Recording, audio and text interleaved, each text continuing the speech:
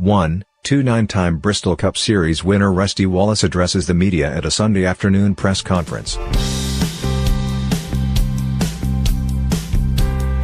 Bristol, Tennessee. Rusty Wallace loved Bristol Motor Speedway from the first time he set a track record driving a number 14 Camaro in the ASA Series back in 1982. Of course, he's most famous for his NASCAR Cup Series career that featured 9 wins at the world's fastest half-mile. The 2013 NASCAR Hall of Fame inductee was back at BMS on Sunday for the short track U.S. Nationals, sponsored by his group of car dealerships. He recalled his Cup debut at Bristol in 1984, driving the number 88 Gatorade Pontiac for car owner Cliff Stewart. Wallace finished 12th in the Valleydale 500 but remembered it was far from smooth sailing.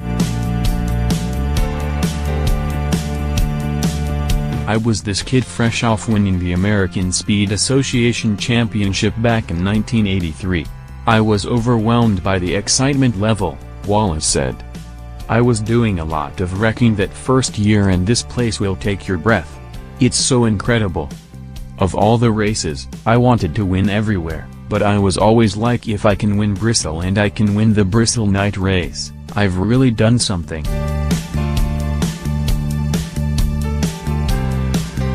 Wallace won 55 races and the 1989 championship in what is now the Monster Energy Cup Series before retiring in 2005. He now works 21 weekends as part of the Motor Racing Network radio team. He was at Charlotte Motor Speedway on Saturday for the series All-Star race.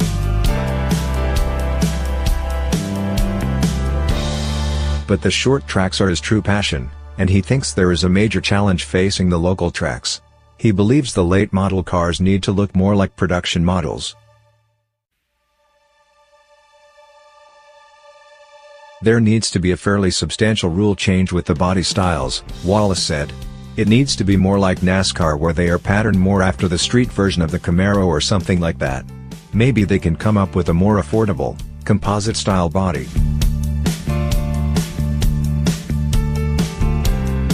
If they can modernize the bodies, I think the car companies might get more involved in short track racing.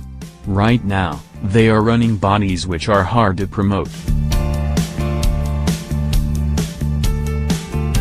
The Missouri native, who has lived the past 3+ decades in the Charlotte area, likes his radio schedule compared to the 38 weeks he spent on the road while racing in the Cup Series or the 30 weeks per year working for ESPN television. He had just come back from a 15-day trip to Scotland and Ireland, where he pursued another passion of his, golfing on some of the world's most famous courses like St Andrews. He missed watching this year's Food City 500 in which Kyle Busch used the bump and run on Kyle Larson like Jeff Gordon did on Wallace years earlier. It's gotten so if you don't do it at this racetrack and you've got the opportunity, then people look at it like you're not trying hard enough for your team and your sponsors, Wallace said. Wallace doesn't put much credence in the recent rumors the France family may soon put NASCAR up for sale. The NASCAR veteran believes the news was floated out there for other purposes. I think that whole thing was more of an exploratory deal to see what the state of the sport is, Wallace said. I don't personally think they're going to sell NASCAR. I think the rumors got a little out of control. I would be real surprised if they sell NASCAR, he added. I don't think it's going to happen.